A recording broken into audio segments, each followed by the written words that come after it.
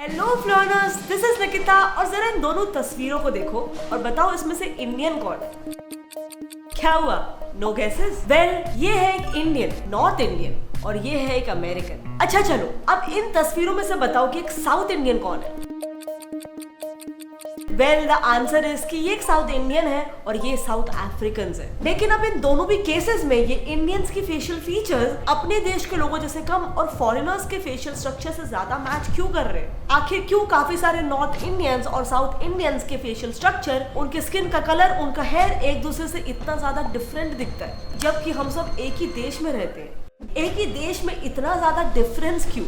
Well, is it geographical differences between the two regions? या इसमें north India और south India पे rule किए हुए रूलर्स का हाथ है? या फिर सबसे popular the Aryan invasion theory कि नॉर्थ इंडियंस ऐसे इसीलिए दिखते हैं क्योंकि वो आर्यंस के वंशज है और साउथ इंडियंस द्रविडियंस के। वेल, ये फीचर्स के डिफरेंसेस के पीछे का क्या रीजन है? Let's find out. सो इस नॉर्थ इंडिया और साउथ इंडिया के लुक्स के बीच के डिफरेंसेस के पीछे 4 रीजंस हो सकते हैं। Reason number 1, the very famous Aryan invasion theory. अब इस थियरी के लिए हमें हल्का सा रिवाइंड करके इंडिया के इतिहास में जाना होगा, ये जानने के लिए कि आखिर कौन वो लोग थे जो सबसे पहले इंडिया में सेटल हुए थे, और जो स्टार्ट होता है AASI से, यानी एंशिएंट एंसेस्ट्रल साउथ इंडियंस, जो 50,000 साल पहले अफ्रीका से साउथ एशिया आने वाले पहले होमो सेपियंस थे। अब ओरिजिनली इन्हें ही इंडिया का पहला रहवासी माना जाता था, पर फिलहाल उनका सिर्फ एक ही आखिरी ग्रुप बचा है अंडमान आइलैंड्स में, जिन्हें कहा जाता है जारावा। अब ये AASI जब साउथ एशिया आए तो ऑब्वियसली वो इंडिया के भी बाकी सारे पार्ट्स में स्प्रेड आउट हो चुके थे। अब AASI के बाद आते हैं ASI, यानी कह सकते हैं द्रविडियंस। अब ये द्रविडियंस बेसिकली AASI यानी एंशिएंट एंसेस्ट्रल साउथ इंडियंस और वेस्टर्न एशिया के ईरानियन फार्मर्स जो इंडिया में आए थे उनके मिक्स है। सो हुआ क्या था कि ईरान से कुछ फार्मर्स करीबन 12,000 साल पहले इंडिया की तरफ माइग्रेट हुए थे, और उसके बाद इंडिया माइग्रेट होकर वो already existing AASI population of India के साथ मिक्स होकर ASI बने, यानी एंशिएंट साउथ इंडियंस, यानी द्रविडियंस। और यही ASI ही वो लोग थे जिन्होंने इंडस वैली सिविलाइजेशन की शुरुआत की थी। अब यहाँ तक तो हमारी हिस्ट्री बहुत ही सिंपल है और स्ट्रेट भी है, लेकिन इसके बाद आती है 2 थियोरीज। पहली ऑब्वियसली आर्यन इन्वेजन थियोरी और दूसरी एंटी आर्यन थियोरी। तो सबसे पहले बात करते हैं Aryan invasion theory. Aryan invasion theory कुछ की चीजें क्लेम करती है, जो कि है आज से करीबन 3,500 साल पहले काजाकिस्तान, उज्बेकिस्तान और तुर्कमेनिस्तान से कुछ लोग अपने घोड़े, बहुत सारे हथियार और रथ लेकर नॉर्थ इंडिया आए थे। ये लोग इंडिया में ऑलरेडी रहने वाले लोगों से ज्यादा लंबे थे, ज्यादा गोरे थे, और इनकी नाक का स्ट्रक्चर काफी शार्प था, और ये खुद को प्राउडली आर्यंस कराते थे। इन आर्यंस ने आते ही इंडस वैली सिविलाइजेशन यानी कि IVC पर हमला करके उन पर कब्जा कर लिया था, जिसके बाद इन्होंने IVC जैसे ही कई सारे सिविलाइजेशंस इंडिया में बांधे। इस थियोरी में ये भी क्लेम किया जा रहा है कि आर्यंस ही इंडिया में हिंदुइज्म और वैदिक कल्चर लेकर आए थे, जिसे फिर उन्होंने यहाँ के लोगों पर जबरदस्ती इम्पोज किया था। अगर ऐसा है कि अगर आर्यंस ही इंडिया में हिंदुइज्म लाए थे, तो चलो फिर जानते हैं कि आर्यंस का हिंदुइज्म में क्या कंट्रीब्यूशन रहा है। मतलब आर्यन इन्वेजन थियोरी क्या कहती है कि आर्यंस का हिंदुइज्म में क्या क्या कंट्रीब्यूशन रहा है। So well, contribution number 1, Aryans ने ही इंडिया में हिंदू धर्म की नींव रखी, और उसके बाद इंडिया पर कब्जा करने के बाद ही उन्होंने ऋग्वेदा लिखा। कंट्रीब्यूशन नंबर 2, उन्होंने ही संस्कृत भाषा को इंडिया में लाया। एंड फाइनली कंट्रीब्यूशन नंबर 3, लेकिन एक मिनट, वो जानने से पहले मैं आपको बताना चाहूंगी कि इंटरेस्टिंग ट्रेडिंग प्लेटफॉर्म बाइनोमो के बारे में। बाइनोमो दोनों ऐप स्टोर और प्ले स्टोर में अवेलेबल है, और इसमें आप अलग अलग एसेट्स में ट्रेड कर सकते हो, जैसे कि गूगल, एप्पल, बिटकॉइन, गोल्ड, और तो और अलग अलग फॉरेन करेंसीज जैसे कि US डॉलर्स और यूरोज वगैरह में भी आपको 90% तक का प्रॉफिट मिल सकता है। इस प्लेटफॉर्म में आपको कोई भी एसेट चुनना है और ये फोरकास्ट करना है कि उसकी वैल्यू बढ़ेगी या फिर गिरेगी। देखो, मैं एक एग्जाम्पल से बताती हूँ। मैं एक 700 रुपए का ट्रेड अब करती हूँ कि इस एसेट की वैल्यू बढ़ेगी, और अब थोड़ा सा वेट करते हैं, एंड यस, मेरा फोरकास्ट करेक्ट निकला। अब ये अमाउंट आप अपने बैंक अकाउंट या फिर पेटीएम में सिर्फ 24 घंटे के अंदर विड्रॉ कर सकते हैं। इसका मिनिमम डिपॉजिट वैसे तो सिर्फ 350 रुपीज है, लेकिन अगर आप मेरा प्रोमो कोड यूज करोगे तो आपका डिपॉजिट डबल हो जाएगा। यानी कि समझो आप 400 रुपए का टॉप अप करते हो और 800 रुपए मिलता है। तो डिस्क्रिप्शन लिंक से बाइनोमो डाउनलोड करो और अपने डेपो अकाउंट में 65,000 रुपीज पाओ, जिससे आप न्यू ट्रेडिंग के, लर्निंग के स्किल्स और स्ट्रैटेजीज को प्रैक्टिस कर सकते हो, क्योंकि जितने आप एक्सपीरियंस होंगे उतने ही आपके लर्निंग और अर्निंग के स्किल्स और पॉसिबिलिटीज बढ़ेंगे। लेकिन हाँ, ध्यान से ट्रेड करना, क्योंकि किसी भी ट्रेड में आपकी कैपिटल को रिस्क होता है। तो रुके क्या हो, go and download Binomo application, link is in the description, because I am a binomist. Are you? और फाइनली कंट्रीब्यूशन नंबर 3, आर्यंस ने ही कास्ट सिस्टम को बनाकर खुद को सबसे टॉप प्लेस पर प्लेस कर दिया एंड यहाँ के इंडिया के ओरिजिनल रहवासियों को एकदम बॉटम में प्लेस कर दिया। सो ये है आर्यन इन्वेजन थियरी के क्लेम्स। अब क्या लगता है, क्या ये सच होगी? नॉर्दर्न पाकिस्तान की स्वैट वैली में एक स्टडी के दौरान रिसर्चर्स ने 1200 बीसी के कंकालों का और उसके आसपास रहने वाले लोगों के डीएनए सैंपल्स लिए। अब उन सैंपल्स में हैप्लोग्रुप R1A के ट्रेसेस पाए गए जो बेसिकली आर्यंस का जीन ग्रुप है और जिस जीन ग्रुप के आर्यन जीन ग्रुप के traces by the way UP, Madhya Pradesh, Bihar और पंजाब के कई सारे लोगों में आज भी पाए जाते हैं। सो मतलब हो सकता है कि ऐसी कोई पॉसिबिलिटी हो कि आर्यंस इंडिया में आए हो और उन्हीं की वजह से हम नॉर्थ इंडियंस और साउथ इंडियंस में इतने डिफरेंसेस है, राइट? लेकिन फिर क्यों कुछ लोगों का ये मानना है कि Aryan invasion theory completely false है? सो इसका जवाब जानने के लिए बात करते हैं एंटी आर्यन थ्योरी यानी कि AIT के बारे में। AIT को प्रूव करने के लिए पहला फैक्टर है द ऋग्वेदा। आज तक यूरोपियन और कुछ इंडियन हिस्टोरियंस का ये मानना था कि ऋग्वेदा 1200 से 1500 BC के करीब लिखा गया था, लेकिन DU के संस्कृत डिपार्टमेंट ने 2015 में की गई रिसर्च के अनुसार उन्होंने ये बताया कि ऋग्वेदा असल में 6000 BC में लिखा गया था, यानी कि आर्यंस के आने के करीबन 4500 साल पहले। अब इससे ये बात तो साफ प्रूव हो जाती है कि विदेशी आर्यनों ने ऋग्वेदा बिल्कुल नहीं लिखा था। ऋग्वेदा में आर्यंस द्वारा भारत पर किए हुए इन्वेजन, वो कहां से आए थे, उन्होंने इन्वेजन कैसे किया, उनका फॉरेन लैंड जहां पे वो पहले रहते थे वो कैसे दिखता है, इस सारी बातों का कोई भी मेंशन नहीं। उल्टा ऋग्वेदा में तो ये लिखा गया है कि आर्यंस यहीं के रहवासी थे और वो यहाँ के सारी जगहों से काफी ज्यादा फेमिलियर भी थे। अब AIT को प्रूव करने का सेकंड पॉइंट है इंडस वैली सिविलाइजेशन के शहर भिराना और राखीगढ़ी की खुदाई। अब दरअसल होता ये है कि जितना बड़ा invasion Aryan invasion theory claim करती है, अगर उतना बड़ा इन्वेजन सही में हुआ होता है तो यूजुअली उसके कोई ना कोई ट्रेसेस मिलते हैं। लेकिन भिराना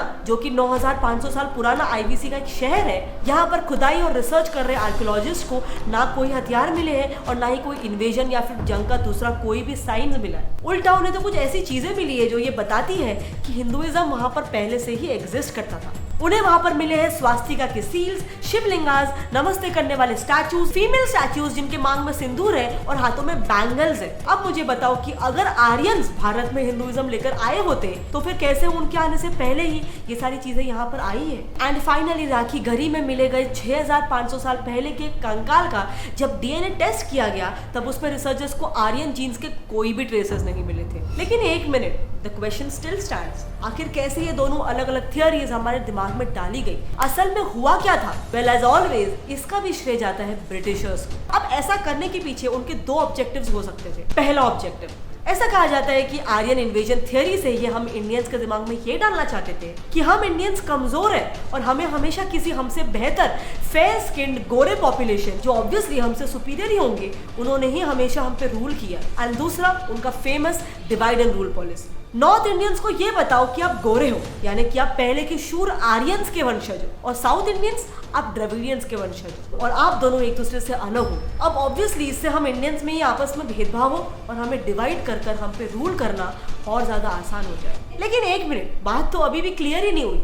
आर्यंस आए थे या नहीं, और क्या इन्हीं की वजह से आज नॉर्थ इंडिया और साउथ इंडिया में डिफरेंसेस है? सो वेल फ्लोनर्स, ये बात तो पक्की है कि आर्यंस इंडिया में एग्जिस्ट करते थे क्योंकि आज भी लोगों में हैप्लोग्रुप R1A जीन्स यानी कि आर्यन जीन्स के ट्रेसेस पाए जाते हैं। अब आर्यंस कौन थे? उन्होंने इंडिया को इन्वेड किया या नहीं, या फिर वो असल में यही के रहवासी थे? इस पर तो रिसर्चर्स अभी भी डिबेट कर रहे हैं। लेकिन one thing that is for sure is कि आर्यंस इंडिया में एग्जिस्ट करते थे क्योंकि जैसे मैंने आपको बताया कि आज भी इंडिया में हैप्लोग्रुप R1A1 जीन्स यानी कि आर्यन जीन्स के ट्रेसेस पाए जाते हैं। लेकिन एक मिनट, अगर हम डेटा को देखें तो इसमें जितने भी नॉर्थ इंडियन ग्रुप्स हैं उन सब में इस जीन का परसेंटेज थोड़ा ज्यादा है और वहीं पे अगर आप देखोगे तो जो साउथ इंडियन ग्रुप्स हैं उनमें ये आर्यन जीन्स का परसेंटेज कंपैरेटिवली थोड़ा सा कम है। लेकिन ऐसा क्यों? सो वेल, इसका आंसर जानने के लिए हम जाते हैं रीजन नंबर 2 पे। सो नॉर्थ इंडियंस और साउथ इंडियंस के बीच के डिफरेंसेस का दूसरा रीजन हो सकता है फॉरेन इन्वेजन इन इंडिया, जिसमें भी दो टाइप के इन्वेजन आते हैं। पहला, जो इन्वेजन हम पर हुए 500 BCE में इंडिया को सबसे पहले इन्वेड किया पर्शियंस ने, लेकिन वो लोग सिर्फ इंडस वैली तक ही पहुंच सके थे। लेकिन उनके बाद आए ग्रीक्स, मंगोल्स, अरब्स और अफगान्स, पर ये सब भी सिर्फ नॉर्थ इंडिया पर ही कब्जा कर पाए थे क्योंकि तभी साउथ इंडिया में कुछ बहुत ही शक्तिशाली साम्राज्य मौजूद थे जैसे कि Chola dynasty, Pandya dynasty, Pallava dynasty और विजयनगर एम्पायर, जो इन विदेशी रूलर्स से नहीं हारे। अब जाहिर सी बात है, ये सारे लोग बाहर से आए, हमसे अलग दिखते थे और वो लोग हम पर इन्वेड किए, हम पर रूल किए सालों साल तक। तो उनमें और ऑलरेडी एग्जिस्टिंग इंडियंस में आपस में इंटरमिक्सिंग हुई और इसीलिए भी इसकी पॉसिबिलिटी है कि उनके जीन पूल्स में से उनके कुछ जीन्स हम इंडियंस के जीन्स के साथ मिक्स होकर हमारे नॉर्थ इंडियंस के फेशियल स्ट्रक्चर्स उनसे थोड़ा बहुत मिलते जुलते हैं। लेकिन क्योंकि ये लोग साउथ इंडिया तक नहीं पहुंच पाए, इसीलिए साउथ इंडिया का जो जीन पूल है वो इनसे डिस्टर्ब नहीं हुआ और इसीलिए इनके फेशियल स्ट्रक्चर्स उनसे इतना मिलते जुलते नहीं। अब जो दूसरा टाइप का इन्वेजन जो इंडिया पे हुआ था वो था जो हमने दूसरे देशों पे किया था।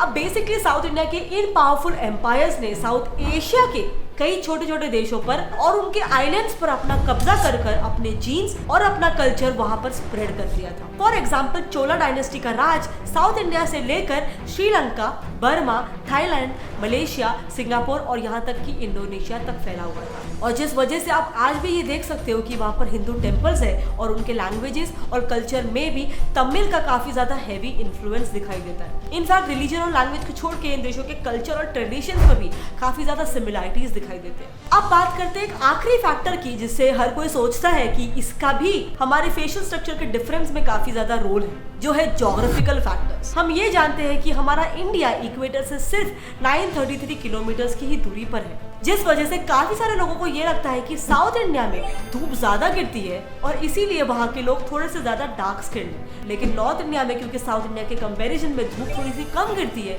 इसीलिए वो लोग हल्के से लाइट स्किन्ड है। लेकिन ऐसा जरा भी नहीं है, क्योंकि अगर हम नॉर्थ इंडियंस और साउथ इंडियंस का एवरेज मेलेनिन इंडेक्स को कंपेयर करें तो उनमें सिर्फ और सिर्फ 9% का डिफरेंस है। मेलेनिन ये वही पिगमेंट है जो हमें धूप से प्रोटेक्ट करता है और इन टर्न हमारे आईज, हेयर और स्किन को कलर देता है। मतलब अगर ये किसी भी इंसान में थोड़ा ज्यादा हुआ तो वो डार्क स्किन हो जाएगा और अगर लाइट हुआ तो यानी उसके अंदर मेलेनिन का क्वांटिटी कम है। सो इसीलिए ज्योग्राफिकल डिफरेंसेस की वजह से इतना ज्यादा मेजर डिफरेंस नहीं हुआ है। लेकिन अब एक और चीज है जो हमें इस वीडियो में कवर करना चाहिए। अब ऐसा तो बिल्कुल भी नहीं है कि सारे के सारे नॉर्थ इंडियंस गोरे हैं, कि काफी सारे नॉर्थ इंडियंस भी डार्क स्किन होते हैं और काफी सारे साउथ इंडियंस भी काफी लाइट स्किन होते हैं। तो what's up with that? So well, दरअसल 1700s के दौरान साउथ के सारे एम्पायर्स औरंगजेब से हार गए थे, जिस वजह से उसके राज के बाद साउथ इंडियंस और नॉर्थ इंडियंस में आपस में काफी ज्यादा हद तक मिक्स होने लगे थे। एंड तब से लेकर आज तक ऑब्वियसली नॉर्थ इंडियंस और साउथ इंडियंस में मिक्सिंग कई बार हो चुकी है। And in fact north India south India छोड़ो,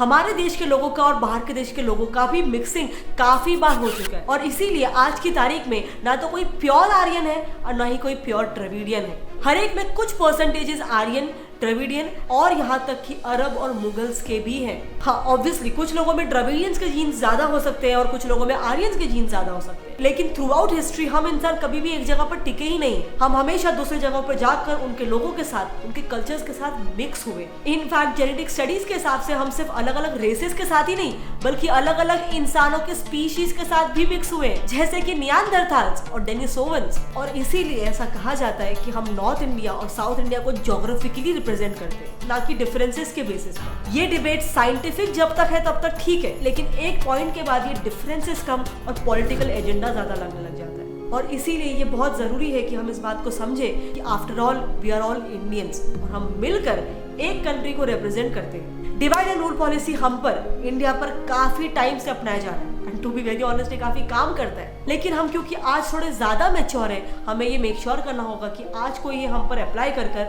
हमें डिवाइड करने की कोशिश ना करे। और अगर आपको भी ये मैसेज हर इंडियन तक पहुंचाना है तो इस वीडियो को जितना हो सके अपने फ्रेंड्स और फैमिली में शेयर करो। आप किसके साइड हो, आर्यन इन्वेजन थ्योरी या फिर एंटी आर्यन थ्योरी? आपके जो भी आंसर्स है नीचे कमेंट सेक्शन में मेरे साथ शेयर करना, I would love to know. इसके अलावा अगर कोई ऐसे फैक्ट्स है जो मैंने मिस किया, आप वो भी नीचे कमेंट सेक्शन में शेयर कर सकते हो।